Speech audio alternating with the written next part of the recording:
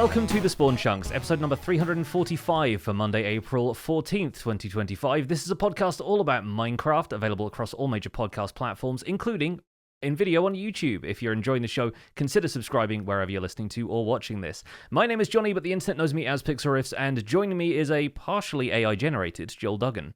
Hi, Joel. I'm mostly here. If I start blipping, then that's your cue. Things with AI are getting very interesting, and I've been messing around with stuff behind the scenes, and that's what we were talking about in the render distance, the extended version of the program. You can get that at patreon.com/thespawnchunks. That's where Johnny and I tag on an extra 20 minutes at the start of the show, about 10 or 15 at the end. It happens every single week for our patrons. You get extra content. You also get to hang out with us at the Minecraft Monthly Hangout, which is usually the last Saturday of the month, where we do like a quick login that we do on the show, but with you, our patrons, instead of just Johnny and I. Get to see all kinds of cool builds, all the stuff that's coming out with the latest update to Minecraft, what people are building with firefly bushes, that kind of stuff. And we also do quarterly hangouts. That's where Johnny and I talk about the business of the Spawn Chunks and like how the downloads are doing, and what new projects are coming down the pipes and what we're thinking about doing with the show. So if you're interested in any of that, check out the extended version of the program. It's all at patreon.com/thespawnchunks. So AI may be helping you with your cataloging of gym results, but can it help you replace all of the tables and chairs in West Hill? That's the big question. Copy paste does wonders for that, actually. I'm going to give a tip of the hat to Mr. 7, the author of Tables and Chairs 2, who gave me a little strip of command line in Minecraft to not just remove like the table and chair entities from the old data pack, but do so in a way that it's a small radius, so it's not going to accidentally delete an armor stand, 4 blocks away when I'm clicking mistakenly. And so it's actually been very rewarding, although a slow process, to continue going around the west quarter of West Hill, which is the fancy part of town. That's where you might remember the mansion is, the inn is. We've got like the dock master and the bakery and things like that. The mansion actually was quite a big undertaking because, of course, there's like a table in the main hall. There's a kitchen downstairs with kitchen quarters, and everything had like a table in the corner. So it took a while to go around and remove and replace all those. The trickiest part is that sometimes I've been using the armor stand data pack from Vanilla Tweaks to place things like bread on tables, which I think you mentioned last week. Sometimes I've got fish or tools hanging from hooks on the wall, that kind of thing. And they are underneath or near tables. And so I have to move those armor stands like a good block or 2 away first, which is like nudging half a block at a time. So it takes like 3 or 4 interactions with the armor stand to do that. Then replace the table, then move the armor stand back. So it's not difficult work.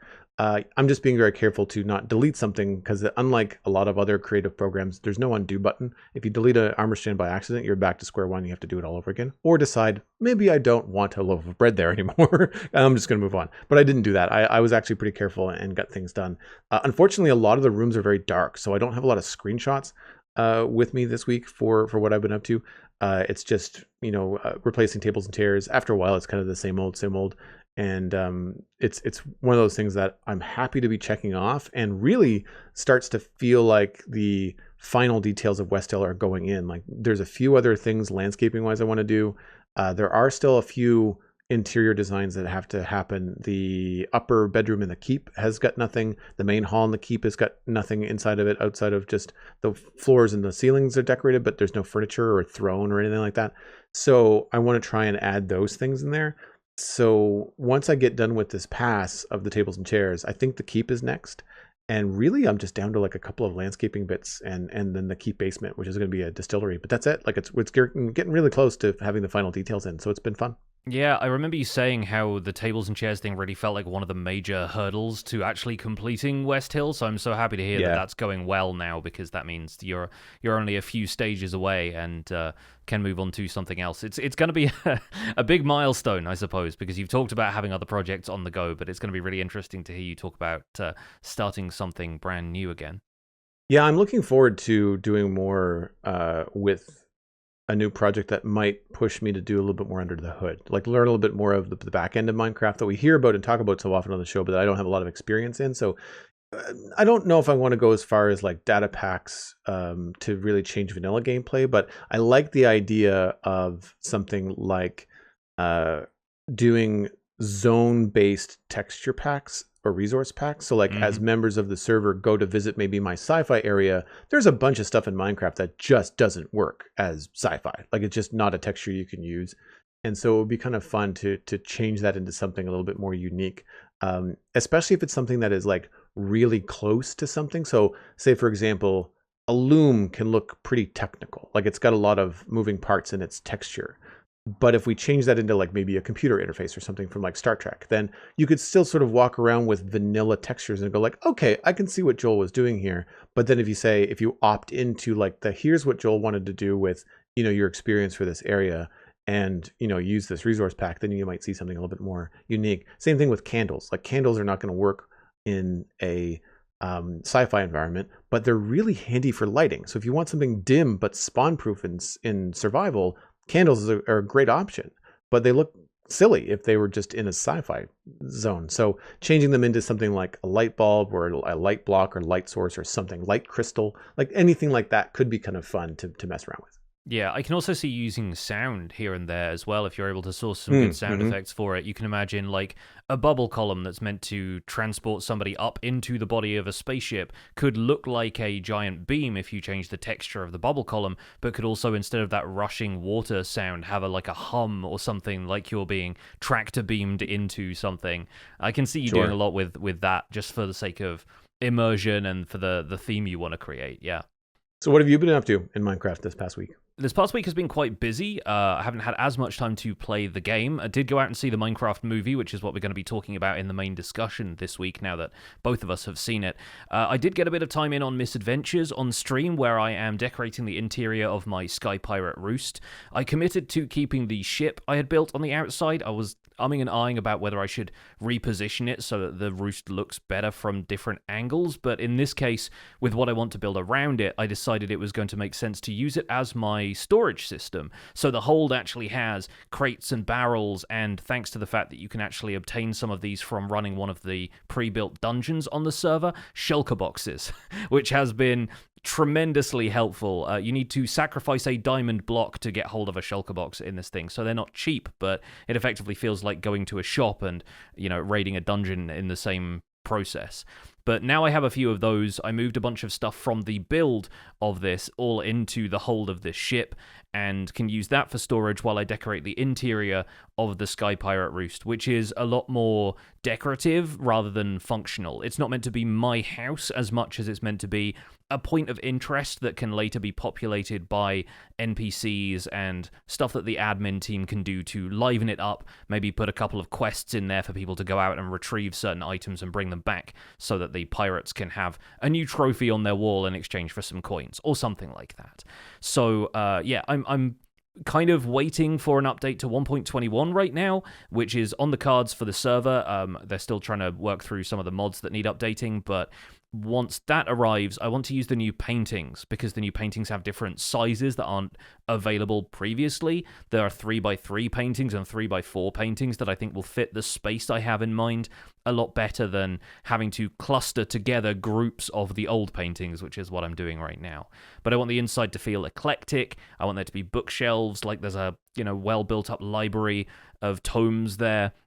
And then the skeleton skulls that we can get from some of the dungeons. There's going to be lots of little trinkets and nautilus shells and things like that we can throw in there, little artifacts that the pirates could have accumulated over the years.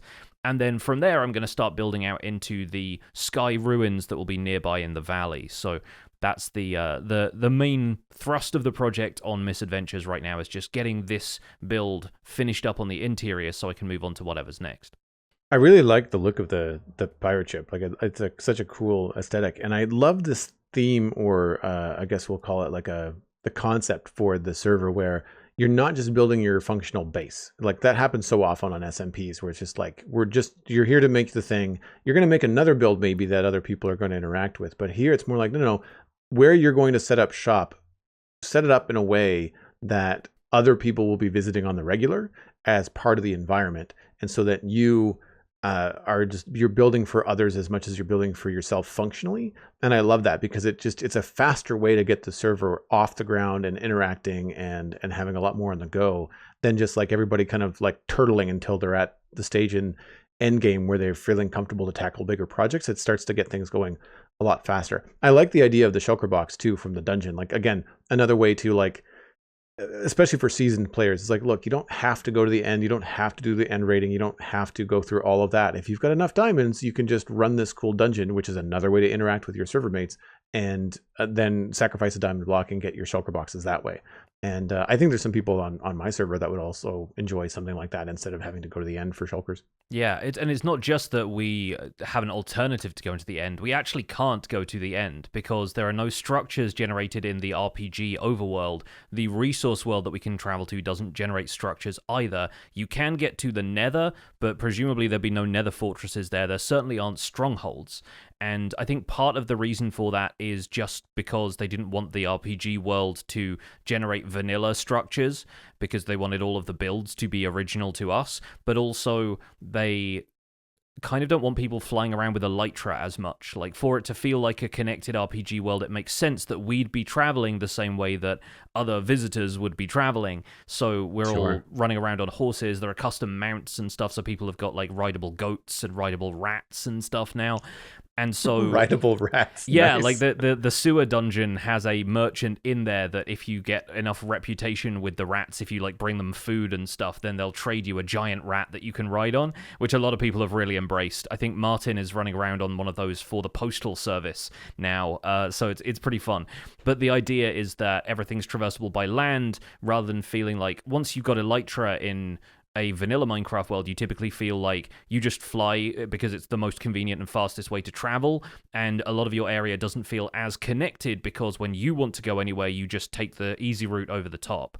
Whereas I think a lot of people wanted this to feel like a connected and thriving world, so it makes sense for there to be roads. Fwip started a road building guild just this week so that more people would get on board with that and have permission to build that stuff in areas that they hadn't claimed for their own build projects. So it's pretty fun. Like, there's a really neat setup on this.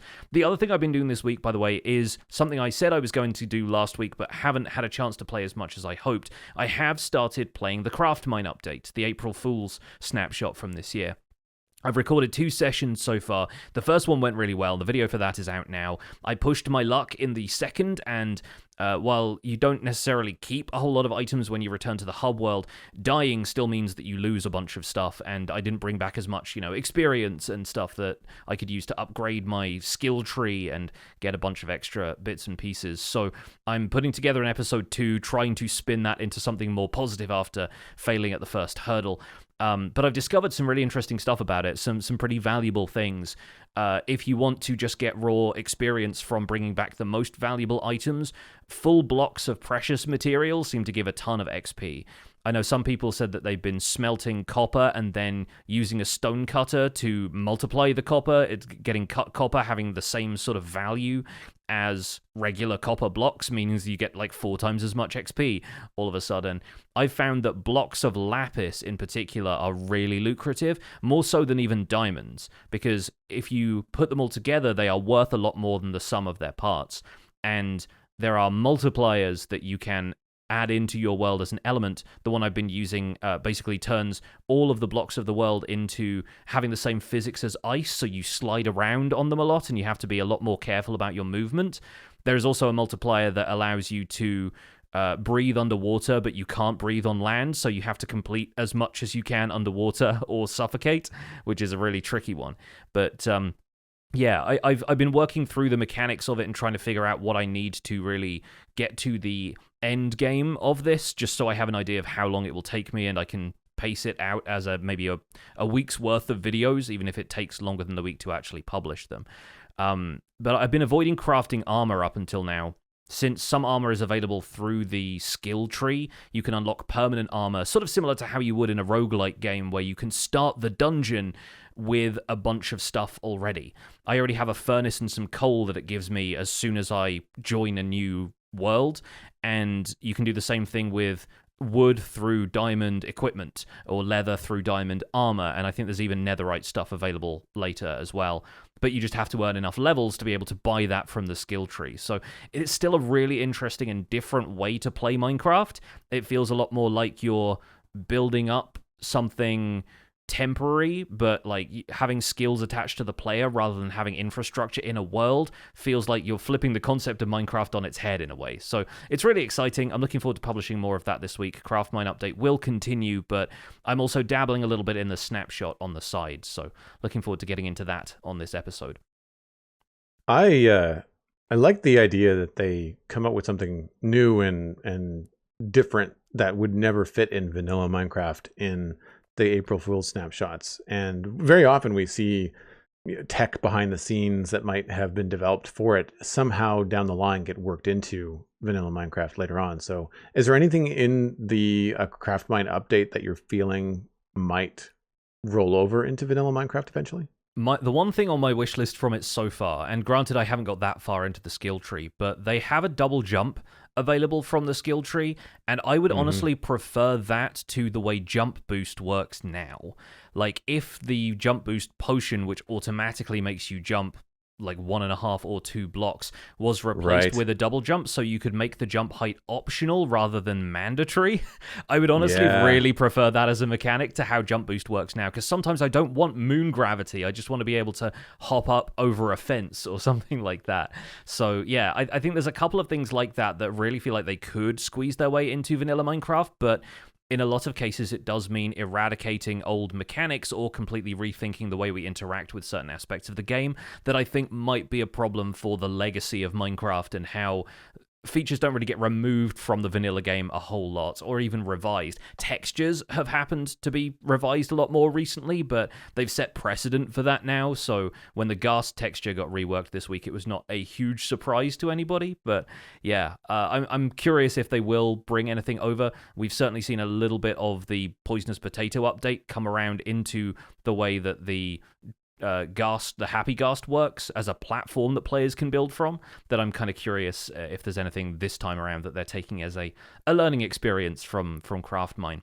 But before we get any further, let's get into the news, because we have Minecraft Java Edition Snapshot 25W15A to talk about this week. It was published on April 8th, 2025, and adds a lot of the stuff that was in the last Bedrock preview beta version, but we're going to cover that all here, just in case anybody's interested in how this is rolled out for the Java players. So, new features in 25W15A. They've added the dried Ghast block, which can be found in the Nether and Nether fossil structures. It's crafted with 1 bone block and 8 Ghast tiers. When waterlogged, it undergoes 3 state changes over the span of 20 minutes until it spawns a Ghastling mob. This makes sounds and shows particles depending on the state. If mined while it is waterlogged, it will revert to its dry state regardless of what state it had reached during waterlogging, and it will revert back to its initial dry state when it is removed from the water using the same timescale.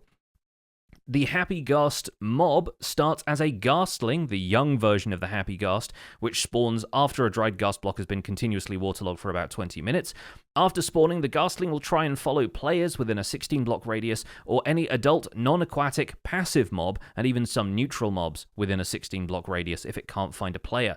If no player or suitable mob is close around the Ghastling, it'll idle for about 32 blocks from its home position, which is either where it spawned or where it was last interacted with.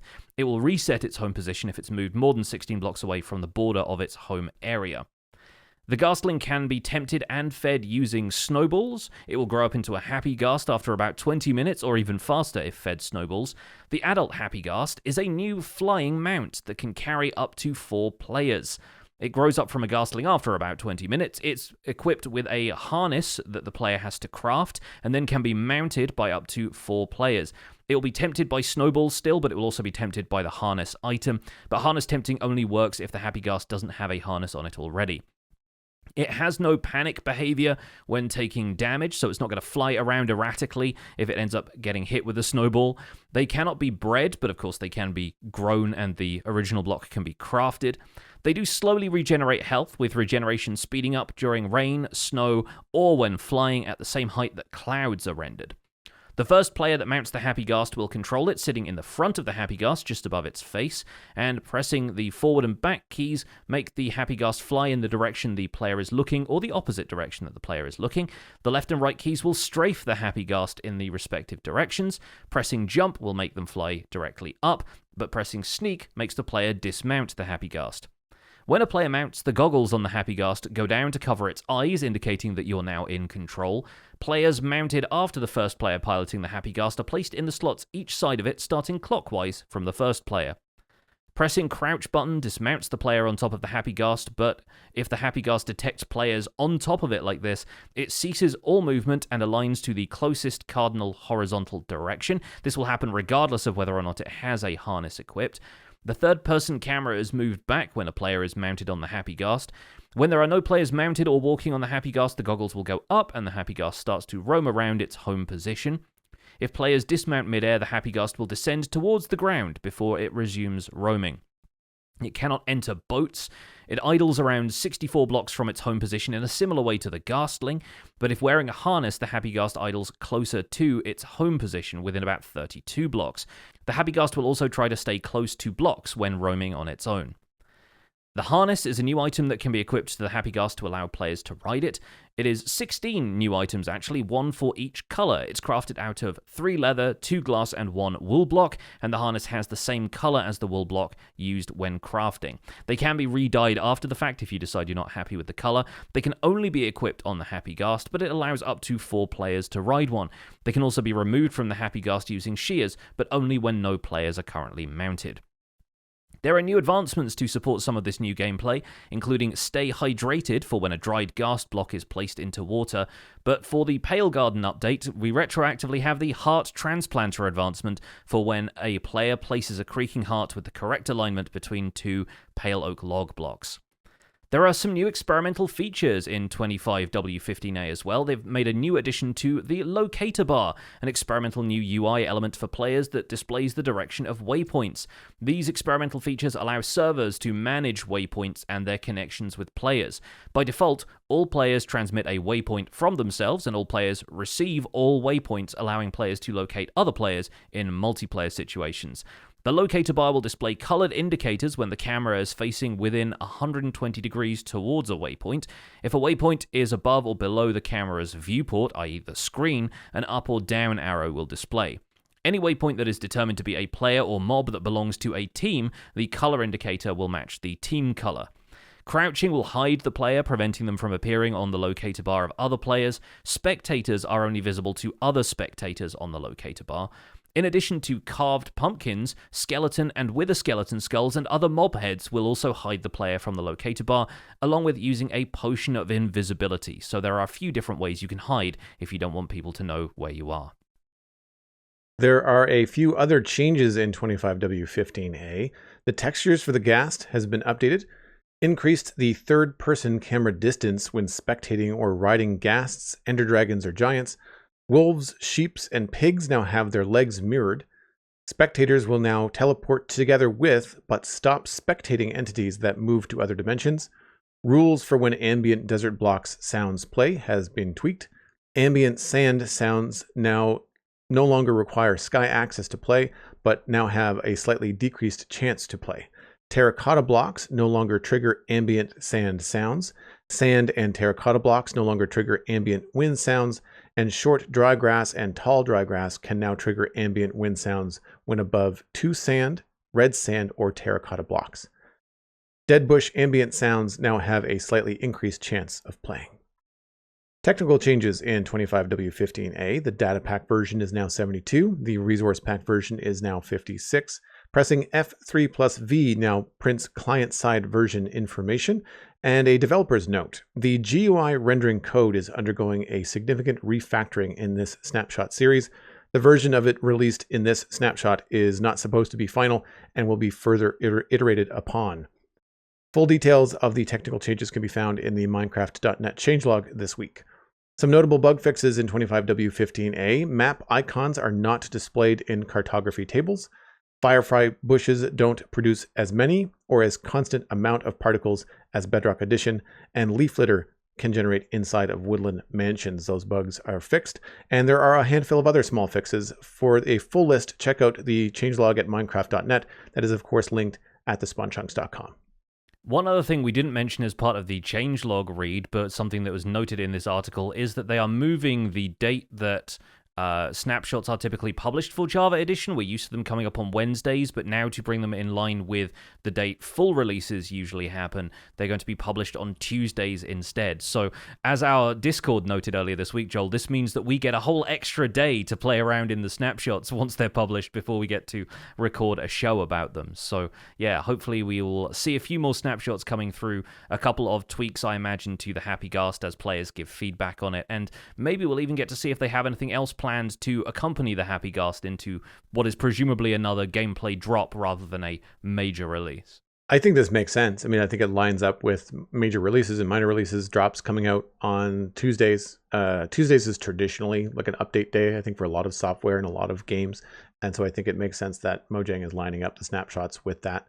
Again, keeps it in line. I believe the Bedrock snapshots have been coming out, or I guess I should call them previews, but I believe they come out on Tuesdays as well. I don't know if they were previously Wednesdays, but it kind of lines everything up, which is nice. I do find it funny because I know it's only a day earlier. Like, it's not like it's a great amount of time, but it is immediately the day after the show. Yeah. And so I do find it, on one hand, like, sure, we've got the strength of, like you said, a full week of collecting information, community feedback, testing for the snapshot. So we can talk about it with some knowledge on the show. But at the same time, when we have a snapshot, especially as we get new things, you and I tend to speculate about what that could mean. How could this be implemented? Where is this going? And it feels like in many ways, we obviously can't predict what's going to happen at Mojang, but the very next day, the snapshot could be just like, nope. Yeah. Everything that you just kind of put out for thought to think about for a couple of days for people is immediately wrong. So in some ways, some of the stuff we talk about could be outdated, especially if we talk about like hey, here's a problem with like the Happy Ghast, or a problem with ambient sounds that we think it'd be better if Mojang did X. And like the very next day, that's obviously been fixed. And it's like, well, they obviously clocked that before we mentioned it. Yeah. You know, like, it's been in the works. It just didn't happen to make the snapshot that we were talking about. So it is kind of funny that, you know, the news comes out the day after the podcast. But I agree. I think it's better to have a little bit more time, because it would be very difficult if, say, our podcast was on a Wednesday, or our podcast, you know, was like the day after the snapshot. It would be a lot harder to kind of like get some information, get ready, and do a show within 24 hours. I think it's much better to have more time. There was definitely a period when we were recording the podcast and announcements would come out on Mondays about stuff, and so we'd have to like do a quick stop the presses kind of additional update, that, yeah. like right as we were ending the show, and we'd like insert a segment further back in the news. So yeah, it's good to know that they've decided to align all of that stuff. I think it just helps things keep moving like a well-oiled machine at Mojang, which obviously they've been moving from strength to strength as far as their development cadence goes. So if it works for them, then fair play. I'm glad we got a look at Happy Ghast in Java Edition this week. I have started recording my initial thoughts about them, but I, as usual, wanted to dive into a snapshot world in survival, start a fresh world, and figure out how easy it was to obtain the Happy Ghast in survival from a fresh start. I got about as far as obtaining a couple of them from a soul sand valley in the nether, bringing them back home. They are in water now. I don't have Ghastlings yet. So I haven't had a great deal of hands-on experience with the Happy Ghast yet, aside from obtaining them. And I will say that it's really going to be luck of the draw what kind of biome you spawn in the nether. Obviously, the typical like eye roll moment when you start a fresh world is that your nether spawn is in a basalt delta, and I fortunately didn't spawn in one of those, but I was in a nether waste, and I found all three of the other biomes before I found the Soul Sand Valley. So it took me riding around on a strider for about half an hour in order to actually locate one. But I was overjoyed when I found one, and it had two very accessible bone structures, both of which had the dried Ghast available there. So it seems like they're going to be relatively frequent. It's not just going to be the occasional one that you're lucky if you find it, which is good news for multiplayer servers and good news for anybody who wants more of these. Not to mention, obviously, I encountered a fair few Ghasts. If I'd been diligent about collecting Ghast tears, or if I'd stopped to enchant anything and had looting, then maybe I would have been able to craft my own Happy Ghast just by killing a couple of extra skeletons, rather than having to do all of the work of seeking out a Soul Sand Valley. So even though it's strange that they are a craftable mob, I do like the fact that we have options to craft the dried Ghast block before anybody even finds a Soul Sand Valley. I think that's pretty smart. Yeah, I think that makes a lot of sense too, especially if you've got large biomes enabled, or if you're on a legacy server that's been around for a while and the Nether is far reaching. That could be problematic. I think on new servers we might see like a new meta of like racing to become the used ghast salesman, like who's got the most Yeah. ghasts. Like you don't have to travel as far. You can pay a pretty penny, or maybe exchange for goods that I need, but try to convince you that the ghast with the red saddle is the fastest. Maybe I don't know. Yeah, It could be definitely. could be kind of fun in that way. I also like the idea of if they're craftable, it also means that you can have some more creative ideas. So like if you wanted to make like an overworld happy ghast farm, you could free roaming, like what people do with sniffers, like that kind of Yeah. idea. And in a very Minecrafty way, it's weird, like it's very, very strange to think about that roaming around, and in a great way, because they don't roam very far. Like they have that limitation on their blocks with either an ambient mob or a passive mob that's not aquatic, but also like just their original spawn point. If you work it out well and you plan ahead, you don't have to worry about restricting the ghasts. If you want to have 5 or 6 ghasts in your backyard pen flying around, they're not going to go that far. So you're not going to have the same problem of a sheep getting out of its pen and wandering forever, and all of a sudden your sheep farm is like, or the sheep pen that you had in the back of your farm and it just doesn't have any sheep in it. So you can actually, let the ghast roam around, but it's not going to fly away. And I think that's cool. Like I think it opens up some creativity in there. Yeah, as long as you're able to make sure they don't float into unloaded chunks, probably. I think that's the main concern I have right now, and something I'm planning on testing is how reliable they are at staying in their home position, considering that's the same promise we have for things like allays and bees, but sometimes those are a little bit difficult to pin down. So I guess we'll see. But yeah, I'm looking forward to trying out the Happy Ghast. I think the first thing I'm concerned about in terms of its day-to-day use is how viable does it feel like as a platform for building in the sky. You obviously have to get a block up there first, so scaffold up, place one solid block, or place some scaffolding that you can at least attach something to once you're there. But then building on the underside of something using the Happy Ghast as a platform is a very attractive prospect for me, so I'm really curious how that's going to work out feeling like in survival, and how much it takes. People already have issues with scaffolding and like not being able to shift on it sometimes or falling off of it. Is the Happy Ghast going to be as irritating in that respect, or does a larger platform mean players are going to have an easier time on it? I presume you can crouch to not fall off it, but we'll see, I guess. And yeah, like there's a lot there that I think I'm going to test out the feel of it in survival before I really give my full thoughts on it. So hopefully I'll have a bit more experience with it and we'll be able to come back with a proper discussion of it next week. I'm curious about that because I'm pretty sure the video that I saw, that crouching to not fall off it, did not work. It was like a slab or a stair. Interesting. In that light. Yeah. Because the player that was standing, not seated on a moving ghast, had to walk to keep up like a walking treadmill. Otherwise, you'd just fall off. The other thing that I'm curious about is shift or crouch dismounts or mounts the ghast when you're flying around. How do you fly down? There's no mention of any controls to fly straight down. You can press the space bar to fly straight up. So you have to like look down and fly in that direction, but you're not going to go straight. You're going to go in an angle.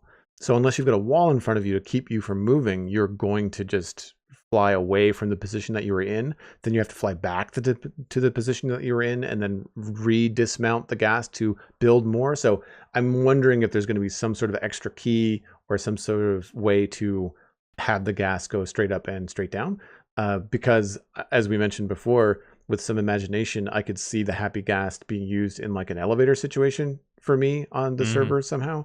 But if I can't go down, then that's not great. Like how do you fly a Happy Ghast down? But then an elevator shaft might be the solution. Like if it can only go forward and down, then you might have to kind of fly it up against a wall. But then if that's the case, your head is going to be inside a block, right? So it's not going to be a good visual experience when you're playing. So I'll have to see how that is going to pan out.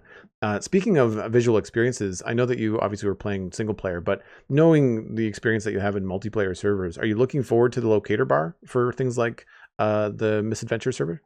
I think on Misadventures it could be fun. It could be really great to get a read on where people are to meet up for collabs and stuff. There's nothing worse than if you're trying to meet somebody and you don't quite have a precise location. You don't really want to use coordinates and like just spam numbers in the chat for people to meet up, but then actually tracking somebody down in the wilderness, you can pass each other very easily.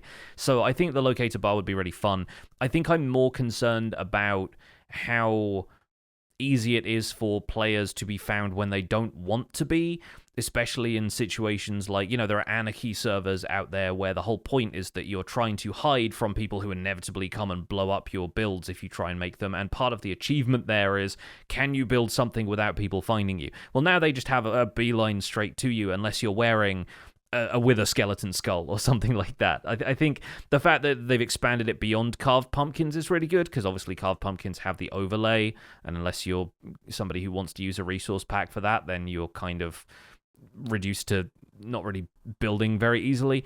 But I do think it's nice that they have the other player heads and mob heads as an option for that. I think overall it's a good thing to have in the game, especially for, I think, on Bedrock Edition servers, when people are playing on console and stuff like that. Those features, compasses and locators and that kind of thing, are so much an expected feature of some sorts of console games that it's a surprise that Minecraft hasn't had one before now. But I think those have really gotten into the zeitgeist with first-person and third-person games since Minecraft has developed. So I think it's nice that they've decided to bring in something like that, and also style it so that it feels like part of Minecraft as an experience. The UI for it is very good. I am, kind of curious if there are going to be any additions to that in terms of setting custom waypoints that aren't tied to a player, or I think a mob that's on your team is another option. But there are expansions to this being made in the experimental features department. So, we'll see. I think it's potentially weird for PvP, but then they are giving players enough ways around that could be viable for a PvP server or PvP minigames. Yeah, I think the option to turn it off on a server, like just a data pack or a server options, like just like fire tick and stuff like that, I think that would be probably welcome. You took the words out of my mouth in terms of something that's not a player. While I am on an SMP, we don't play together very often, so I would have no use for this other than thwarting Cosmic Dancer when they're trying to sneak up on me or something, if they didn't have one of the heads on. But I think one of the things could be really cool would be attaching it to a lodestone and then using it as like a game compass that you see so often, and like you said, so many other video games. And it would be great for like marking your place in the nether and then being able to find your way back and knowing whether the mark that you have is either above you or below you, when the nether can get really confusing for new players. Like, I think that could be really, really cool, especially for younger people. I think that'd be great. I know when I got into nether in the first time in Minecraft, I was lost. And I've got a really good sense of direction. And I was definitely turned around a couple of times and realized I needed some sort of system. I think it was like cobblestone and torches was basically my method when I first got in there. But you have to be able to see like the previous torch, and if you put it somewhere that's high or low, it's tricky. And I think that having this kind of thing would be really, really cool. I like that it disappears automatically too when you collect XP. Like, it just kind of like vanishes from it, gives you the XP, lets you know what's happening, and then when you're done collecting the XP, it just the location bar comes back up. So it's smart. I think it's smart in keeping the UI still compact, so the new features they're adding don't just stack up from the bottom of the screen until it's impossible to see what's going on. Like, I think it's a very neat way of doing it, in a similar way to how they use the jump bar for a horse when you're riding a horse. Like, it's kind of contextual, like it doesn't really matter whether you see your levels 100% of the time, so the horse bar can use that. Same with the locator bar. I think it makes a lot of sense. I'm curious if they do add any functionality like that to lodestones. It's when I was trying to navigate the nether on this fresh snapshot world, I considered it, but then I thought, well, lodestones are a lot easier to craft now, so if I'd spent a bit more time in the overworld gathering iron and a bit of redstone, I could have made myself a lodestone compass, and then it feels fairly Minecrafty to have that on your person as an item that you have to carry around, rather than just attaching it to a locator bar that feels abstracted from the game's immersive mechanics. So maybe they'll decide to keep that stuff as part of the mechanics of maps and lodestones and compasses and that kind of thing. But I do think it's nice and broad, the possibilities of what they can do with waypoints now, especially if they give players control of that server side, so players can decide whether they want to opt in and use that as a more robust system compared to expecting players to use stuff like lodestones and compasses. Moving on to some email. If you'd like to email the show, the address is spawnchunkmail@gmail.com. Please keep the emails short and to the point. It does help us include them in the show more easily. First email is from Randomify, Ghastly Possibilities. I think Randomify is helping us write future show titles right here in the email inbox. Definitely. Hello, Pix and Joel. After seeing the features announced in the new Minecraft Live, I'm really excited about the new Happy Ghasts. While most people are focusing on the ease of flying around that they offer, some of the things that you guys discussed in your stream covering the show made me realize that they may also be a movable platform. I hope we will be able to put a Happy Ghast in a minecart, since you already pointed that out, that normally a Ghast can be in a minecart. What do you think this could be used for? I can already see some platforming minigames that would benefit from this greatly. Randomify has made the advancement an easy alliance. That's a good one. I like that. It's an uneasy alliance is the one where you bring a regular Ghast to the overworld and then kill it. So an easy alliance is you bring this thing back and like give it a fresh glass of water. Yeah. So I haven't seen whether or not Ghasts can be put in minecarts yet. The new Happy Ghasts. Have you noticed that in anybody's videos? Yes, there was some testing in Exumavoid's video, and they do not go in boats, but they do go in minecarts, as a normal Ghast can go in a minecart, so the Happy Ghast can also go in a minecart. It looks just as weird. The minecart disappears inside of the Ghast, but it means that the Ghast is not going to go anywhere, and you can move it around on rails and put it places. And then I've also seen images online of Happy Ghasts being flush with a wall. So somebody has positioned the Happy Ghast to be flush with a stone wall or flush with a wall of quartz or something. And so you have the sounds and the facial expression, but then you just sense it's just in a wall. And I'm not sure what that could be used for. Like, it's still an entity that you can walk past. So if the minecart is in a place where it won't move, like, you could use that as like a hidden door. I mean, I'm not sure how hidden it would be, but like if people didn't know you could walk through it, that could be a fun door to the base. You could hook up several next to each other and have like Mount Rushmore, but Ghasts. I don't know. Mm-hmm. There's a bunch of different possibilities. I do like the idea of setting them up for platforming, because again, you could create a moving platform, sort of like Mario. You know, you can have a minecart going back and forth, and you have to jump on the Ghast head at the same time or at the right time.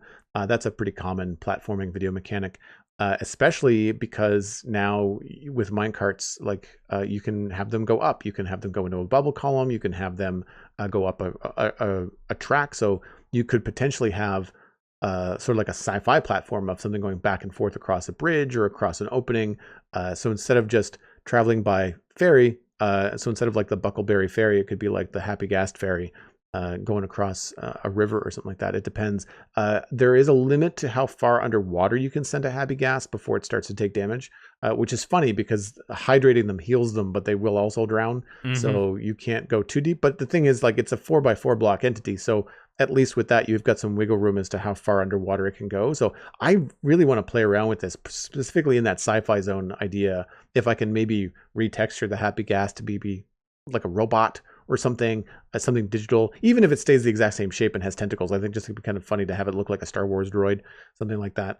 The other thing that I thought about was the hitbox is, I believe, I like I said, 4x4. You can pin them in place quite easily. This is something, again, from Exumavoid's video. I think he used like a couple of end rods, like 2 or 3 end rods in one corner and 2 or 3 end rods in another corner, and that's all it took to kind of keep the Happy Ghast in a very strict area. And because they align to the grid when you're not on them, it really kind of lines up with anything you want to build around it, which I thought was kind of cool.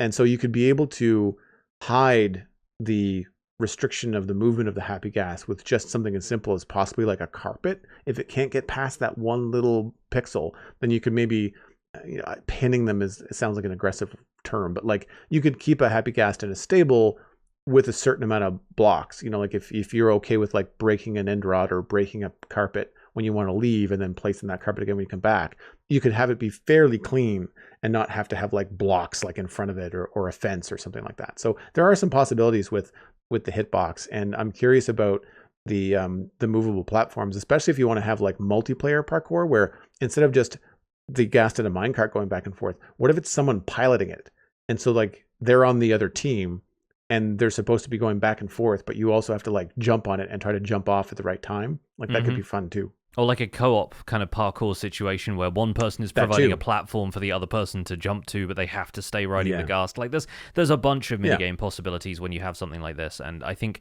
it's actually quite bold of them to create a mob that you can use as a platform. Like I think that's such an interesting and revolutionary idea that I really like it.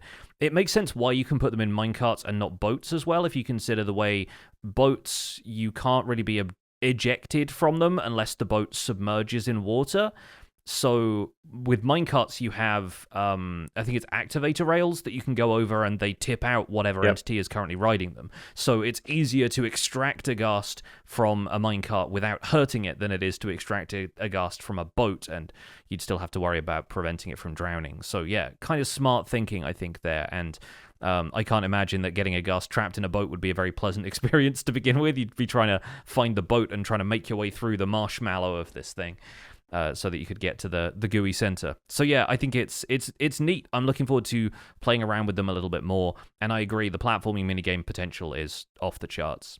Our next email comes in from BlastJordan563, who is a landscape artist member of our Discord. Thank you very much for the support. The subject is a Minecraft movie experience from the Pufferfish. Hi, Johnny and Joel. Recently, me and my cousins went and watched the Minecraft movie, and we'd like to share some experiences and thoughts with you. Overall, the film did bring in lots of Minecraft references, and actually introduced some new ones to my cousins who have been playing for over a decade. As we had the entire theatre to ourselves, we had a great time cackling at some of the jokes that were inserted into the movie, such as riding through the creeper farm and the imagination of a villager fighting event.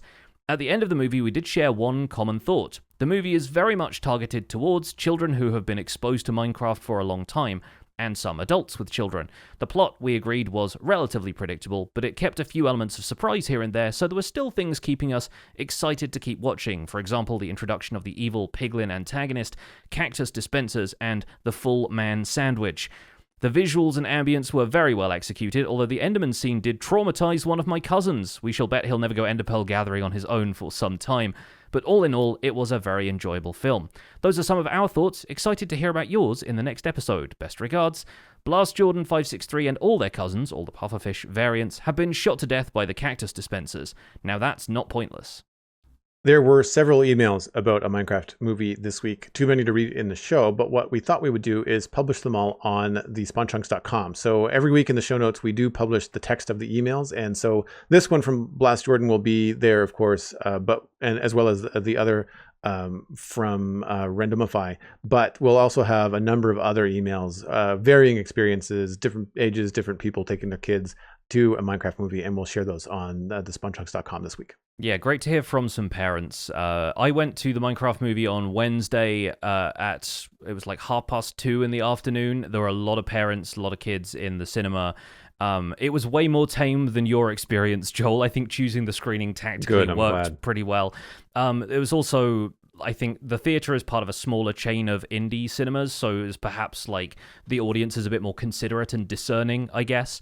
There were a couple of groups of like maybe 2 or 3 teen boys, but I think they were in the minority and clearly felt like they didn't have the room to be disruptive. One of them did half-heartedly yell chicken jockey on his way out of the cinema during the end credits, and that was about as rowdy as it got. So, yeah, again, very happy that was the experience for me. There have been a few reports of UK cinemas dealing with the same type of disruption that you experienced. I think a lot of it was on opening weekend. And a handful have put up signage asking moviegoers to be more considerate. We're still getting occasional reports of people disrupting screenings elsewhere in the world. And interestingly enough, the Cineworld chain here in the UK actually wanted to encourage anybody who wanted a rowdy, kind of more karaoke-style screening to show up on a specific day. So I think they picked the following weekend after the major release to encourage people who wanted to come along and yell things for it to be like the cinema's choice that they were doing that rather than it just be disruptive, so they could prepare for it, probably, I don't know, put down some plastic sheets or something to make sure that the mess was easier to clean up afterwards. But I think I wanted to draw a bit of attention to the flip side of this experience, because I've now seen clips from a lot of people, and maybe that's corroborated in some of the emails that we've gotten, with people saying that their audience was like clapping and cheering at some moments, but it felt earnest and it wasn't trying to be disruptive and throw things and cause chaos. It was much more about the community experience of it, and it added to the experience for them. I've linked to a couple of things in our show notes this week. On the Wizard Keen channel, a friend of the show, Adam Clark, who we interviewed way back, I think it was like episode 40-something when we spoke to him, he called it one of the best cinema experiences of his life, primarily because everybody who was there to see it earnestly out of a love for Minecraft, and the experience he felt from everybody kind of clapping along at all of the lines they knew were coming up and stuff felt a lot more like a community event rather than it being something that was disrupting his experience of watching the film. And similarly, on Instagram, a comedian from Liverpool called Sam Avery told a story about going with his kids, and his kids were a bit nervous about some of the other cinema goers who were clearly there to have a bit more of a rowdy screening.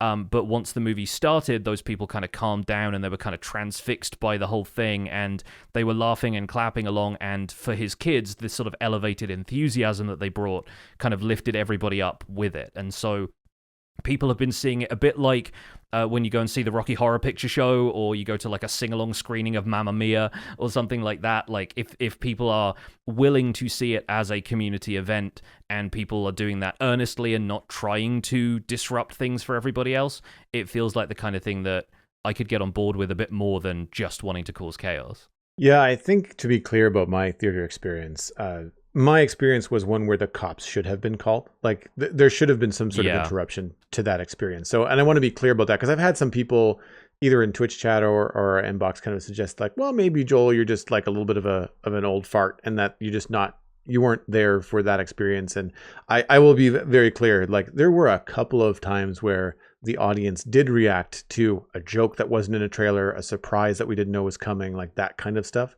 Or one that was in the trailer that I thought was good was like the creeper explosion with Jason Momoa. We've seen that in the trailer, and in the movie, and that got some laughs and some hoops, but it wasn't something that continued on in a disruptive manner. It felt more earnest, like you said. But the other stuff that was happening for me was absolutely like meant to be disruptive, and it was something that unfortunately, was not a good experience for a lot of people in the theater. I like that idea of the theater saying like, look, if you're going to do this, then like come and do it on this day with the rest of your friends, get it out of your system, because the chances of you paying to do it twice is probably pretty small. And I think it's smart. I'm very curious to see if that theater or other theaters have done that, where there might have been a talk at the beginning of that, like, hey, welcome to an interactive screening of a Minecraft movie. Feel free to cheer at your favorite parts, laugh out loud, like encourage everyone to have a good time, but then asterisks, you're still not allowed to throw stuff. Yeah, be considerate. And that's a safety thing. Like I really feel like there was probably a conversation like that, because otherwise you just be giving people what they feel would be permission to be, really rambunctious. So, but I'm glad that you had a good experience. I'm glad that you were able to go see it cleanly, and just be able to look at the movie and form some thoughts and enjoy it, rather than be constantly torn between like the movie experience and like what's happening around me. Like, do I need to keep my head on a swivel, sort of deal? Yeah, definitely. So yeah, I came in with a lot more clarity, I think, about the overall experience. And from this point on, we're probably going to get into spoilers. So for folks listening and watching, if you haven't seen the Minecraft movie, of course, feel free to skip ahead a little bit to the end of the show. We are just going to be touching lightly on some plot points, but frankly, I felt like this was a movie where spoilers didn't necessarily matter all that much. Like, the movie was so kind of vibes-based in general that I don't know if it's necessarily a huge spoiler. A lot of the stuff that happens is relatively predictable, but we'll let you make your own decisions about that. So some general thoughts from my screening. On a purely academic level, I think this movie gets maybe like a 5 out of 10 from me, or generously a 6. It has good action and good intentions, but I feel like those are holding up a bit of a weak script. And I think this may be a result of the amount of writers who worked on this movie. There are, I think, 4 people, maybe 5 people credited as writers. And obviously those are different teams who were brought on at different points when the project was handed between different directors. And I'm sure there are a lot of other contributing writers, people who've come in to punch certain things up or whatever. And I've seen other people mention this as well, but my experience was that it really felt like there were multiple approaches to this movie that were kind of being glued together into the experience that we eventually got.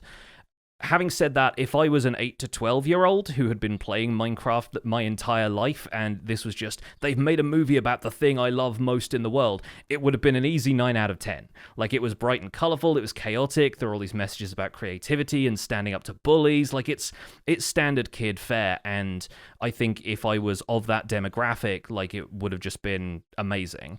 Like, it reminds me of some of the movies, like, when you go and see, like, the Power Rangers movie as a kid of my age, you would definitely be there for a good time, even though the movie itself is not like the most substantial thing on the planet. So I was definitely willing to give it the benefit of the doubt. Purely from my own perspective, it's not a movie I'm going to rush out and see again. I'm glad that I did see it just for the sake of being able to talk about it here, but that was the main reason I was going to see it to begin with. I didn't go with anybody else. I went to the cinema on my own. My partner was out doing other stuff that day. I don't have kids, and so really I was just kind of picking up on the general experience people around me were having, and people seemed to be enjoying themselves and having a good time. It definitely feels more like a kid's movie than a family movie, and I think that's maybe one of the things that threw me off was that, like, I was expecting it to be something for the entire family, whereas it definitely feels like in terms of the sort of plot and the storyline side of things, it's definitely the kind of stuff that it was missing a lot of connecting tissue for me. It was missing a lot of thematic coherence, but that's the kind of things that kids would hand wave in favor of seeing Jason Momoa get blown up by a creeper, or seeing, Henry punching trees for the first time and realizing he can place blocks, and, Jack Black singing every so often, like the kind of stuff that would appeal to them because it's just random and it happens and it's fun and it's cool. It feels like a less grating kids movie than some others I could name. I say this as somebody who worked for Disney during the release of Frozen. I can imagine parents not getting tired about having this on repeat on the background when it's available for like home streaming or home release.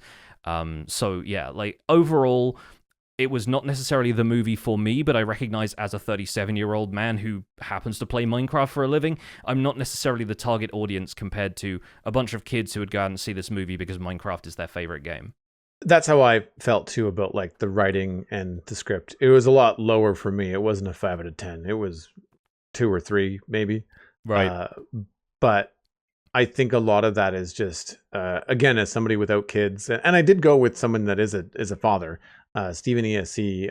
Actually, his kids guided he and I into Minecraft. Like that's how he and I got into it. Right. Yeah. And so they're big fans. And I'm curious. I haven't talked to him to see whether they've seen it yet. So I'm curious about what they're going to think. But I think for me, to build on your comment about a weak plot, for me, it was the weak character motivation. Yeah. I really feel like a good example is at the very start of the movie when you meet Natalie and Henry for the first time. There's one line of dialogue that lets you know that their mom has passed away and they are on their own. There's absolutely no mention of dad. And Natalie, who, granted, the actor is old enough in the movie, doesn't look old enough or big enough to be behind the wheel of a station wagon. Yeah, right. And so it's really hard to imagine Natalie as the main caregiver for Henry, who's teetering on like old enough to be a latchkey kid anyway and go home on his own. But like and he's certainly mature enough in a lot of ways in terms of how smart he is, but then like the tater tot casserole pizza thing that she makes him really feels like the kind of thing that a 14-year-old would cook up as like, this is dinner. And that was supposed to be like their mum's like special recipe that she made for them or whatever. And it's like, not spaghetti bolognese or something, not like this kind of standard, like eat healthy kids. It's like, no, I honestly think the tater tot thing is a Jared Hess trademark because there's such a big deal in Napoleon Dynamite. And like, I think that and llamas coming up, obviously llamas are in Minecraft too, but those two things both felt like kind of hallmarks of Jared Hess's directing and his influence on the script. So yeah, I think that probably leaned kind of heavily into that. So Yeah, and it wasn't like Wes Anderson levels of weird, but the real world, air quotes, was bizarre. Like there's not a lot of straight shooting happening Yeah, in that world either. Like when you're talking about a world where the kid tries to build a jetpack at the grade school and like exactly. actually Yeah. is allowed to launch it on the soccer field. Like just there's just all kinds of stuff, you know, with the gym teachers like seeing it happen. It's like I wasn't here and just kind of walks away. So there's like a level of suspension of disbelief that you have to go in with, but unfortunately, they never mention anything about like that relationship between Henry and Natalie later on in any kind of like deep way. I feel like there's one moment where Henry and Natalie sort of have a little bit of a fight or a spat. But again, it's only a single line or two lines of dialogue that seems kind of forced into like the villager and village introduction / maybe an action scene. So like there's no real weight to like Henry missing his mom or Natalie trying to be a mom and a big sister and try to be cool, but also an authority and a safety person at the same time. Like there's none of that. You only get this throwaway line of dialogue at the beginning that kind of sets up like, why is there no parent cast in this film? Yeah. And I feel like they could have done without that and just had a mom at home that might've been worried about her kids while they were gone in this portal for the whole movie. And so like I feel like they could have taken those characters and given more to their relationship, given that they wanted to set them up as something a little bit more complex that you don't see that often. I thought that was cool that they did it, but then they didn't really give you any payoff from it. I think that's part of why they had the mum out of the picture from minute one, is because cutting back to a parent at home worried about their kids was just not what this movie was about vibes-wise. Like, they immediately wanted it to have a more positive spin, but starting the kids in a very series of unfortunate events kind of place felt a little tonally out of whack. And then the interesting stuff for me was that while the overworld of Minecraft is presented as this bizarre, almost psychedelic, but kind of, you know, larger than life and colorful and creative landscape, the real world is not that different. Like, you were talking about Henry at school creating a jetpack out of just stuff they have lying around in the lab or the science kind of thing, and he builds it on the school field. Later on, when Natalie is in the Minecraft overworld and says, this place makes no sense, I kind of think, well, the real world doesn't make a whole lot of sense either. Like, you know, young lady, I need you to have some perspective. Your brother built a jetpack out of spare parts and then flew it into, like, accidentally flew it into, like, the side of the potato chip factory where you work. Like, the real world is almost as bizarre as the Minecraft world. And so that need for everything in the real world to be, I don't know, slightly, everyone's more downbeat about that stuff happening in the real world, or there are more problems there than there are in Minecraft, or the Minecraft overworld problems are a lot more straightforward in that there is a villain they need to defeat. The villain is not other people's attitudes or whatever. The villain is like actually a force from the nether coming to try and dominate the world. It just felt like the characters already live in a cartoon world, and so the fact that they stepped into a cartoon world and immediately felt like they were out of their depth didn't quite track in perhaps the way it should have. Yeah, like, I'll talk about some of the stuff I really liked, because I feel like there's a risk of us getting too negative if we just nitpick some of this stuff.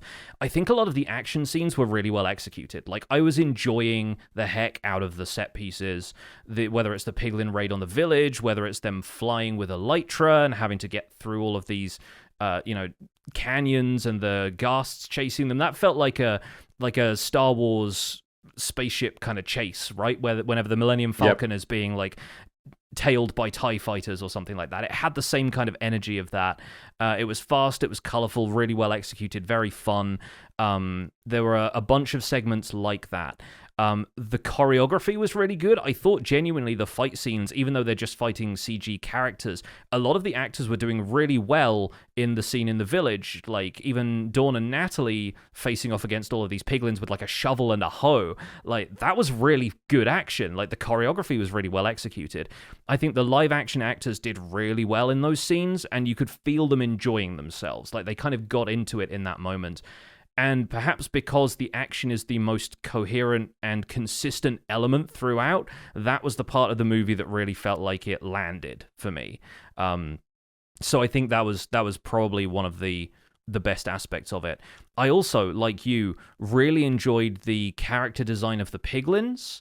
I thought those were really fun, compelling villains. Malgosia, who is the central piglin sorceress, was a really well-designed villain. Like, the physicality of her, she was performed on set by an actor called Alan Henry and voiced by Rachel House.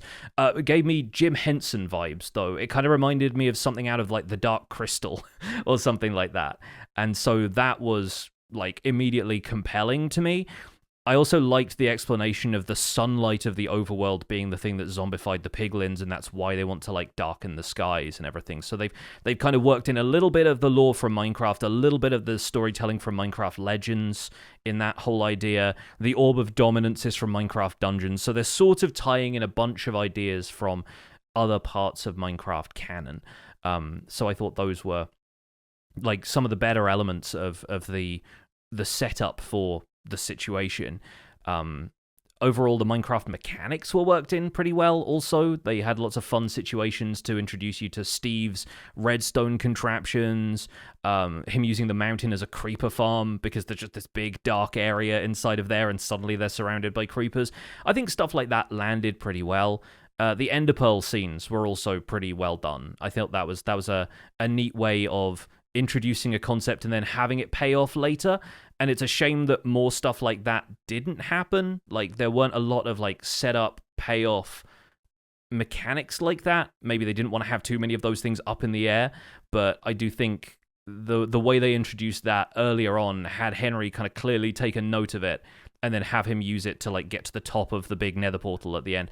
I thought that was pretty smart writing.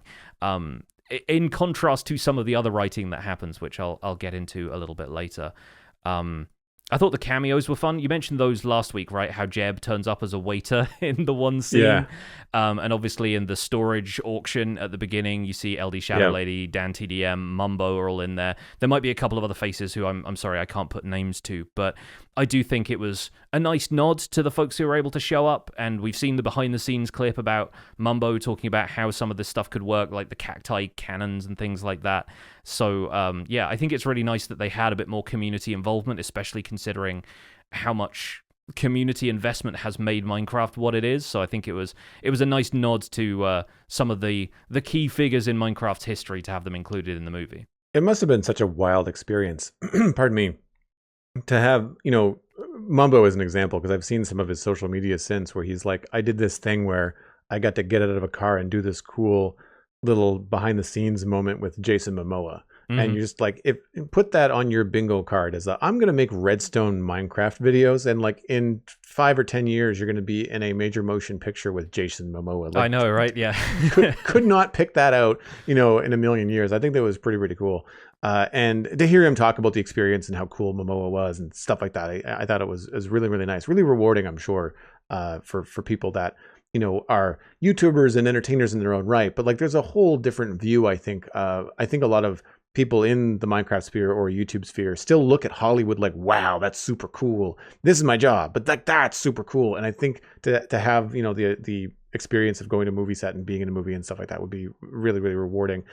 Did you catch the Technoblade reference at the village scene? Yeah, couldn't not. Really well done. I thought that was a good nod. A couple of people have said that the potato chip factory was also maybe a nod to him because there was an early Technoblade video in which he was basically outpacing everybody in a Skyblock server by having the world's best potato farm because you could cash it in for like currency on the server or something. Right. And he basically grinded his way to a game-breaking potato farm, and it was like it started a potato war or something, and that's probably one of his like best known videos. Right. So okay. there's the possibility of a connection there. I'm not sure if that's actually the case, but the pig with the crown was obviously the main thing. Yeah. Yeah, I really like the visuals as well. Like I said before last week that the consistency in the overworld, despite being odd, for the graphics and what we're used to in Minecraft versus what we see often in video game movies like Super Mario Brothers, where it's like a Pixar-esque type of world, to go with this realistic kind of cartoony rendering was a little bit to get used to. But again, they're so consistent with it that you immediately get sucked in. And the moment they cut back to the real world, you're like, no. Back to Minecraft. Like that was interesting and cool. And you find yourself wondering like, I wonder what this is going to look like if we see it. I wonder how they're going to handle that situation. They mentioned an Enderman at some point and you're like, oh, now I can't wait to see how they handle that. Cause the creeper was cool and different though. Like they got some points for me on the creeper. Like it's when Jason Momoa turns around and hits it, it's almost like its feelings are hurt.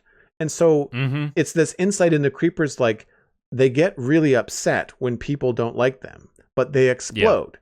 And so people immediately don't like them. So they're caught in this constant loop of approaching people, but then also obviously getting upset and exploding. So like it felt like a really interesting way to handle that. And I did like that scene for it. You almost felt bad for the creeper. The little sound effect, the little whimper that they gave it. You're like, oh, and you have the same reaction that Garrett does in the movie where he kind of like, oh, dude, I'm so sorry. And then he blows up in his face.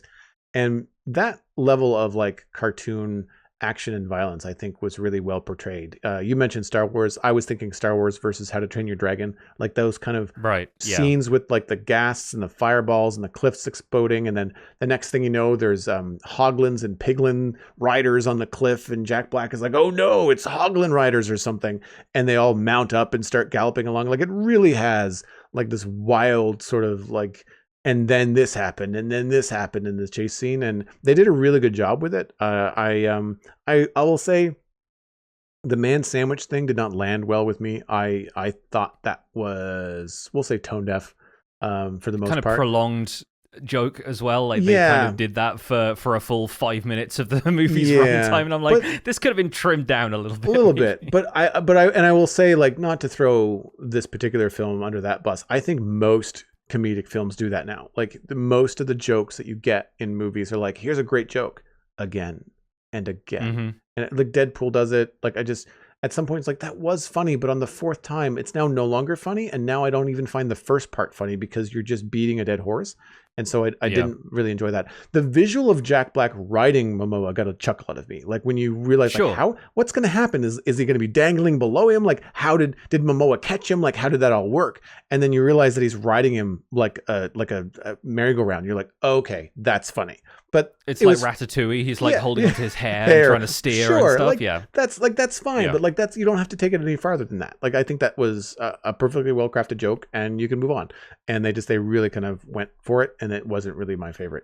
But I liked the Electra scene. I thought it was very bizarre that they coupled this like real peril. Like the piglins are after them. Everybody's kind of scared. Garrett gets knocked out and Henry has to make like a tater tot gun and all this kind of stuff. But then Garrett wastes no time pushing Henry off of a couple 100 meters.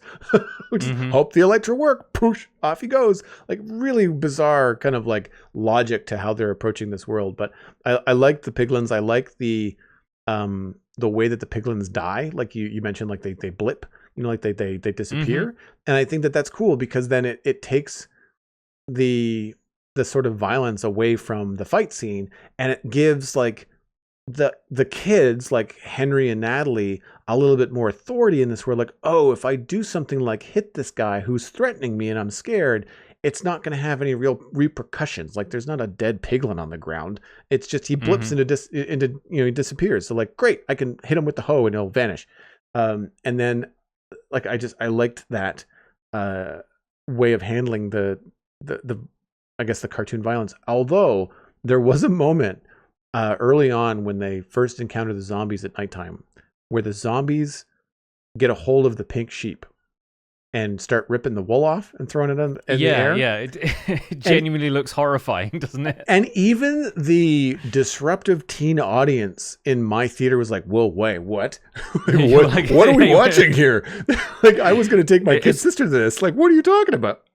Especially since it happens early and they're maybe expecting the violence to be a certain way, and that moment kind of sets you on like, is this gonna turn? Is this gonna end up being something that's way more violent than something we signed up for? But I think a few of the mechanics did need to feel a bit more consistent if they were going to go the full Minecraft with it. Like I found it funny that the piglins popped like bubbles and so did the villagers, but then when they're fighting a zombie, like there's a scene with Natalie and Dawn walking through a forest and they're easily fending off a zombie at that point once they've had a bit of combat experience. They're almost like they're having a conversation. It's an afterthought that they turn around and occasionally just whack this zombie. And then it just keeps getting back up again. Or like a zombie will be laying on the ground in the kind of Family Guy death pose, but then not like blip out of existence or drop anything or whatever. And I kind of go, they're sort of playing fast and loose with the physics of this world, which is fine for them to do. Like, it's a movie that's taking a lot of creative license to begin with, but there were a few things where they seem to really be sticklers for other mechanics.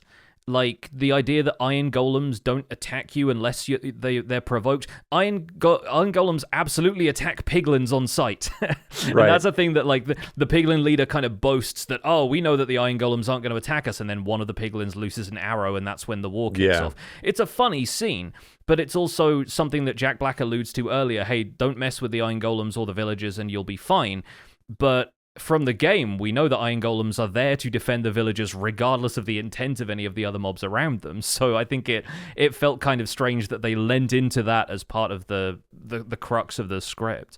It's a mechanical nitpick, but it's one that the movie seems to hang a hat on unnecessarily. Going back, though, to what you were saying about the Enderman, I like the fact that the Enderman was foreshadowed early, and obviously in order to get another Ender Pearl, Henry has to fight an Enderman. And I thought that scene was probably my favorite thing in the whole movie, because it adds this hypnotic effect. He's staring into the eyes of this Enderman, and it's not just the Enderman gets mad at him and attacks him. He almost gets hypnotized to the point where he sees all of these people from his life saying, hey, creativity is nothing. You're never going to amount to anything, kid. Give it up. And then he literally battles his demons as he lunges forward at the Enderman with this axe, and it's teleporting around everywhere. Again, the choreography of that scene is pretty cool. But it's character development, and it's character development through action. As a piece of basic symbolism, it was powerful, and I felt like that was when the movie felt at its most coherent and that it was firing on all cylinders. My biggest disappointment as far as the script and the cohesion of the script and the action was that they didn't do more stuff like that. Like, it was tragically rare that the Minecraft elements tied into the characters actually growing and dealing with their problems. Like, a couple of examples I thought of was if the experience with Elytra somehow gave Henry the confidence to fly with his jetpack. That would be great. That would be actually him learning something from the Minecraft world that he could take into the real world. The thing is, it didn't. The problem with the jetpack was not that he was underconfident in it flying, it was that some other kids sabotaged it. Right. So he didn't necessarily learn anything from that then led to his real world experience being better. It's just this vague idea of like, if you're creative, then, sooner or later you'll prove that you're good enough for everybody. I think Garrett's whole motivation was terribly muddled, and it felt like a real shame because he starts off as this guy with this, professional gamer background. He's kind of washed up now, runs this arcade store that nobody goes to. He's about to be evicted, so he needs money, and most of the movie is him trying to kind of blackmail Steve into parting with whatever riches he can find in this world. So diamonds, for example. They go to this mountain where he's got the diamond stash, and that's when he and Henry have a bit of a falling out. And then Garrett's motivation twists to, but I don't have any friends. Yeah. And then it's no longer about whether or not he has enough money to afford to live. He's a fairly sympathetic character from that situation, maybe goes down a bad path in order to get what he needs, but then it becomes less about, hey, I need the money, and more about, hey, nobody likes me. And both of those situations are resolved by them just going back to the overworld, and Steve helps him build a new arcade game. We don't know what year this is set in, but it feels like, the two birds with one stone approach. It was the path of least resistance, and it wasn't necessarily anything that he learned from being in the world of Minecraft. His moment of noble sacrifice, even when you think he's died and he's like, nah, I just used the water bucket trick, it's fine, when he kind of returns to save the day at the end, it didn't quite land as character growth because it didn't feel like him learning from any of the things that he was trying to resolve as problems. It was much more just like, hey, I did something heroic, wasn't that cool? And then he saves the day, and I don't know, I guess maybe he makes a couple of friends out of that. I also thought that Dawn had this arc, this sort of very vague arc in which she's underconfident in her being able to run her petting zoo business, and I thought they could have really stuck a little bit more on her leading all of these wolves into battle, being her building confidence with handling animals, and that would be the idea that sparked her needing to pursue that as a career path. But she's got all of these animals packed into her car at the beginning of the movie. It's so clear that she already knows what she's doing, And so, again, the result for all of these characters is just a vague sense of confidence. It's something intangible that they can't really prove the characters got from this experience because they were just in constant peril until the day was saved. And so I'm worried that, like, they had so much potential for ways they could have... Like, there were missed opportunities for more satisfying storytelling here. Yeah. I still think it would have landed with younger audiences as well, but I think perhaps it was the too many cooks problem of so many people having contributed to the script that the messaging gets muddled along the way, and it becomes much more about what can we do with these set pieces versus does this character have a substantial arc that feels satisfying and lands at the end. Yeah, it does feel very meme-like. Like, it's a lot of scenes and skits and stuff that you might see on Saturday Night Live being stitched together into a film, and as a result, like you said, like the character development just does not happen. I really feel like the female characters were underused, and something that I really was lost on was when they show up at the end of the movie in a mushroom house that they have apparently built. Like, you don't ever see Dawn or Natalie touch a block. Like, they don't place anything ever before. You never see them discover how to do it. You never see them battling the confidence in being as creative as Henry. Like, you don't see any moment of Natalie saying, maybe I should be more like Henry and think outside the box. Like, you don't see any of that. And all of a sudden, they're just in this beautiful house. Steve and Dawn walk outside, and there's like the ta-da. And you're like, where the heck did that come from? How did you build that in one night? Like, some things I could sort of forgive, like them getting used to the zombies and go from being scared of everything happening at the village to 10 minutes later having the zombie, trail behind them and having them beat it up over their shoulder. That was funny. I thought that was a funny scene. And a lot of it had to do with like the cartoony nature of the zombie and the sound effects and stuff like that. So I forgave it. But, the end seems like we missed all kinds of stuff here. I think there was a scene when Henry had shown Natalie how to build iron golems, and so I think she was running along and adding pumpkins to them or something. There was something along those lines. Yeah. In the last march of the golems, like the last march of the Ents, you must have caught a lot of Lord of the Rings references because there was at least 3.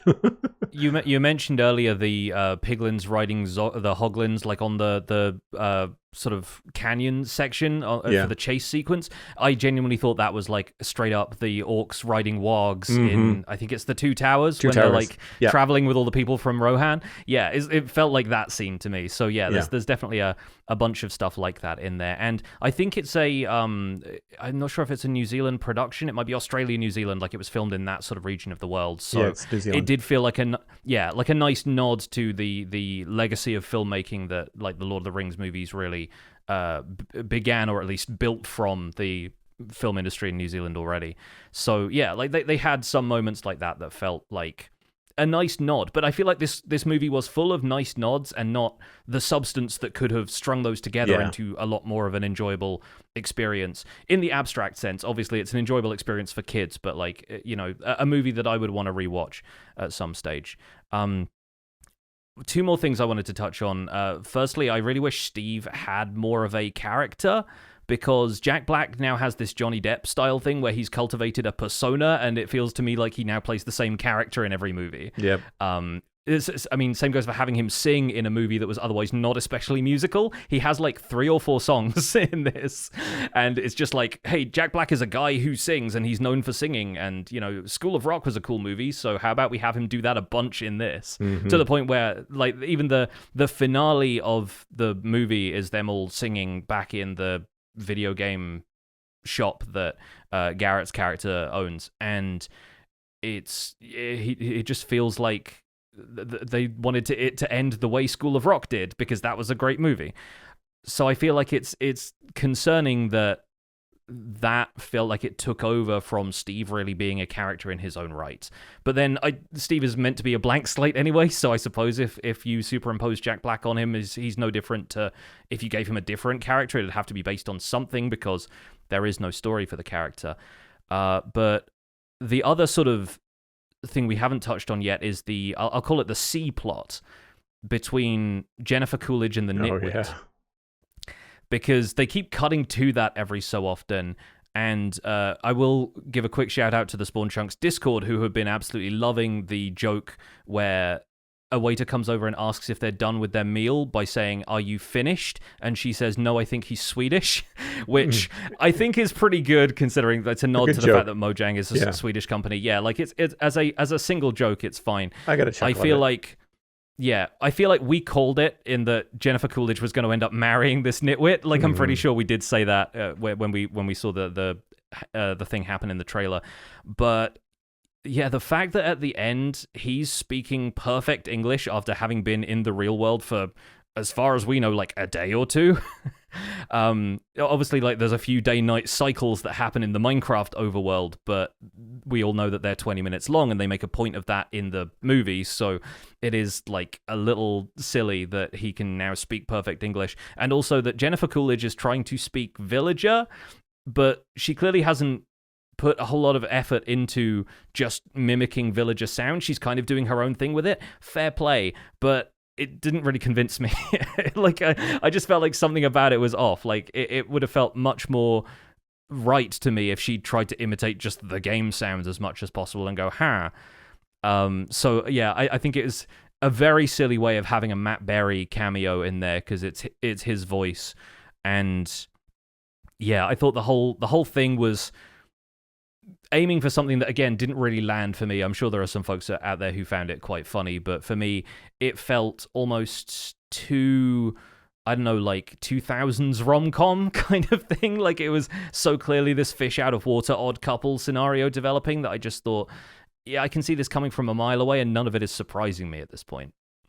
Yeah, it got a couple of good jokes, I think, in the overworld scenes for me. Like you said, the Swedish Finnish one, and seeing Jeb was cool, and having the opportunity to have Jeb in it. I think they could have put him in somewhere else too. Like, they didn't have to have this scene or this sequence just for Jeb. But unfortunately, the payoff was completely lost because if it didn't land for you, I was worried about things landing on me at that point. So I couldn't really look at the screen, and I couldn't hear anything. So I think I maybe clocked that the villager was speaking English, but like couldn't follow the dialogue.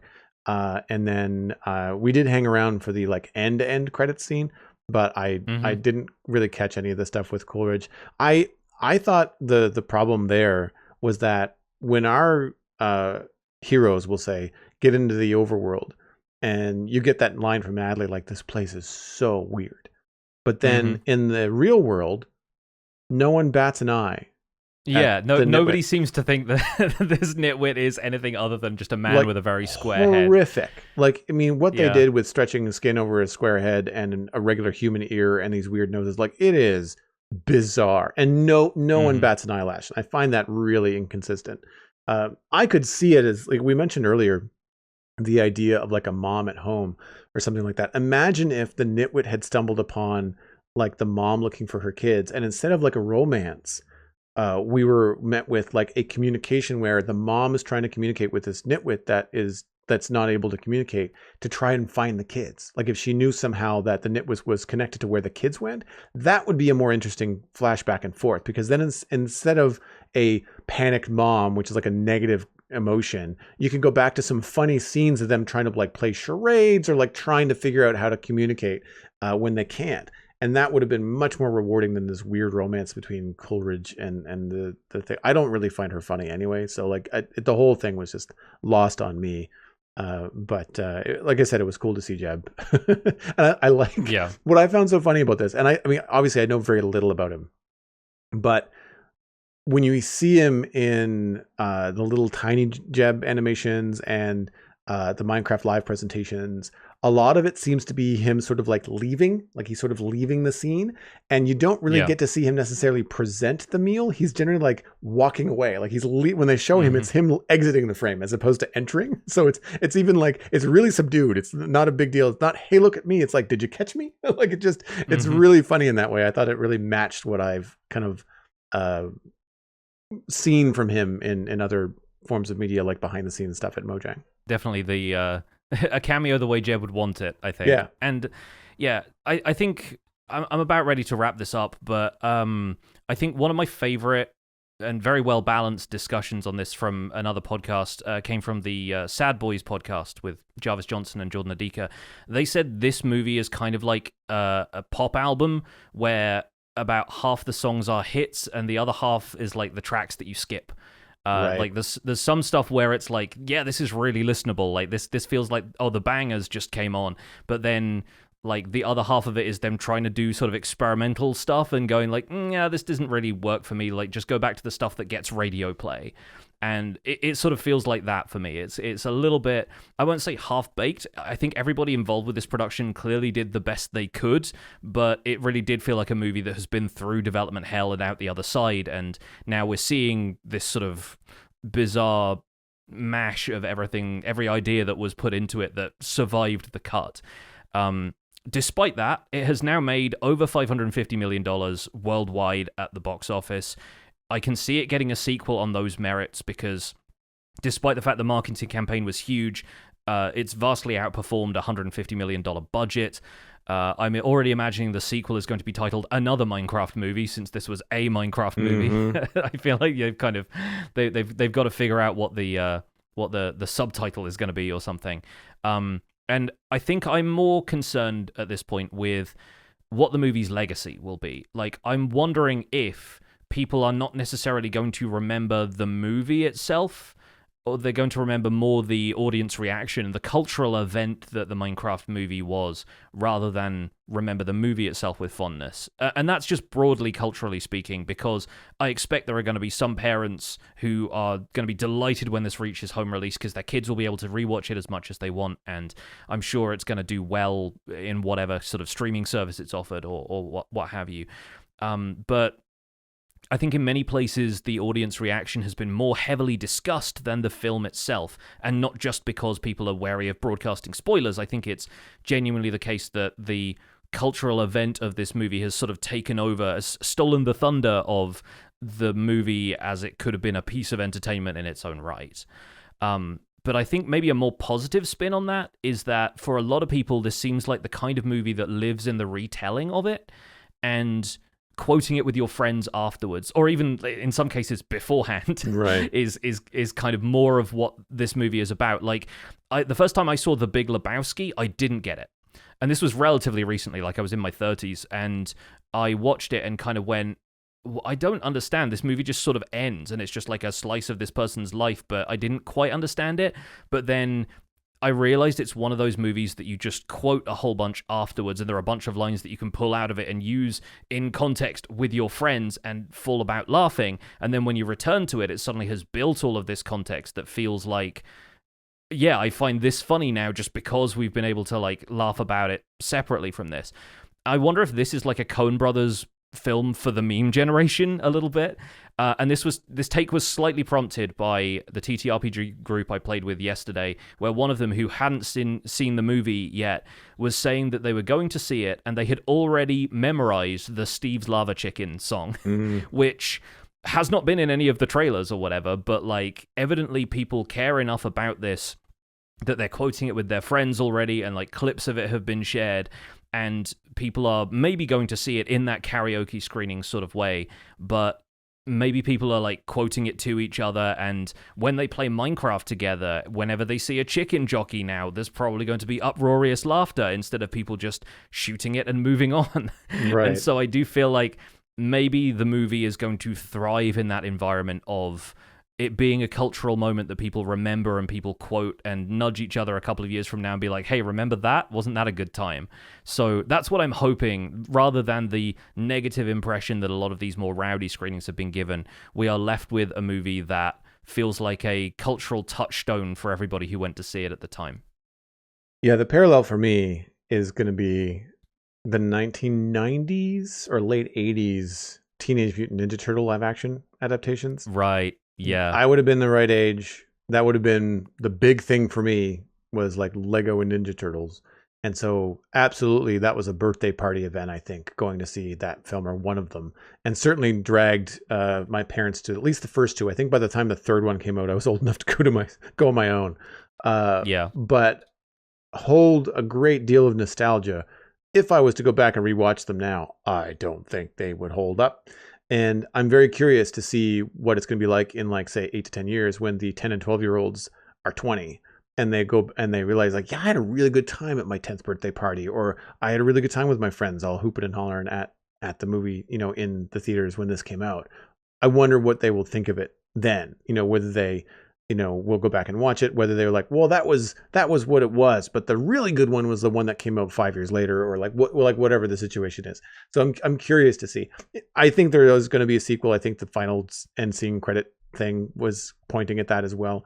And I hope that they'll learn some lessons from what I think is widespread critique in that, yes, it's a movie for kids, but kids deserve a little bit better in terms of the storytelling and character development. So hopefully with the success of this, they can say, all right, well, let's get one person to write it, and let's get a director on board early. So it's a unified vision and lands in the realm of something like you get from a Pixar or a DreamWorks film, like, Kung Fu Panda. It's got Jack Black in it. And like, it's a good film and it's funny, but it's also got through lines for character development and fun moments for adults and kids alike. And it's a good family movie, like you mentioned, not just a bunch of like short scene edits strung together like TikTok memes for really young kids. I think that, in my mind, I think because I am such a big fan of Minecraft, I think Minecraft deserves better. And I think that audiences and kids deserve better too.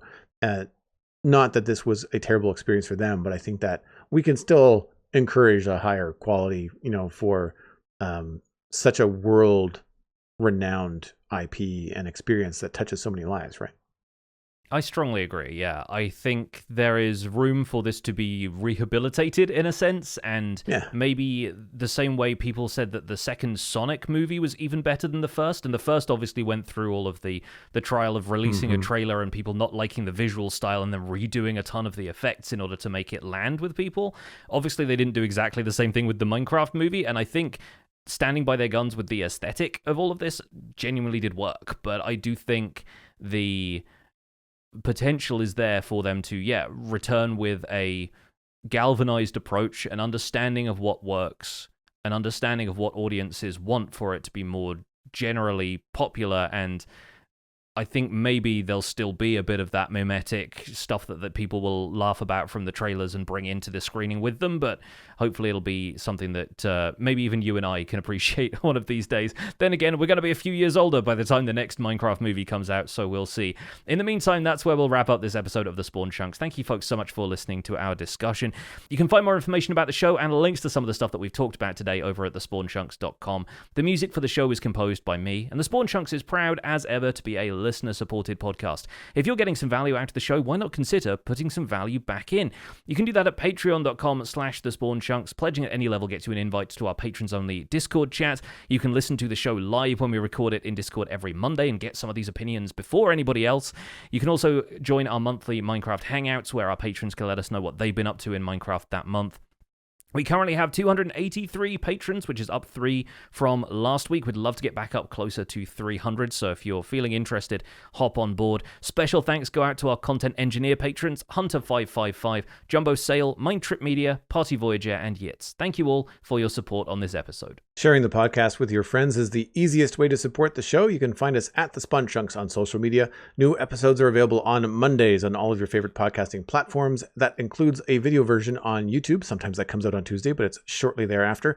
You can contact and email the show at spawnchunkmail@gmail.com, and the RSS feed is linked on the spawnchunks.com right at the top. If you'd like the Patreon RSS feed, that's on the Patreon page. That's patreon.com/thespawnchunks. My name is Johnny, but online I go by Pixelriffs. You can find most of what I do at youtube.com/Pixelriffs. You'll find the Minecraft Survival Guide currently in its 3rd season, Minecraft Misadventures SMP doing pretty well, and also a little mini-series on the Craft Mine update.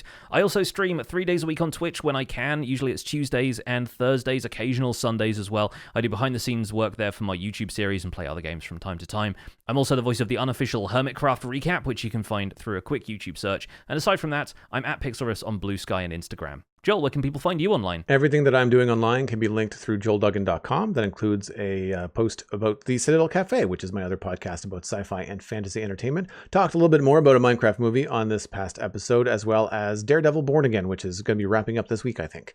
So you can find that at thecitadelcafe.com. I'm Joel Duggan on social media, Joel Duggan on Twitch, very easy to find. I stream Tuesday through Saturday. Usually right now it's a lot of Satisfactory, but Minecraft is going to get updated for the Citadel, and we'll be getting on with hopefully finishing up West Hill in the next couple of weeks. Thanks for visiting the Spawn Chunks. The world outside is infinite. First we mine, then we craft.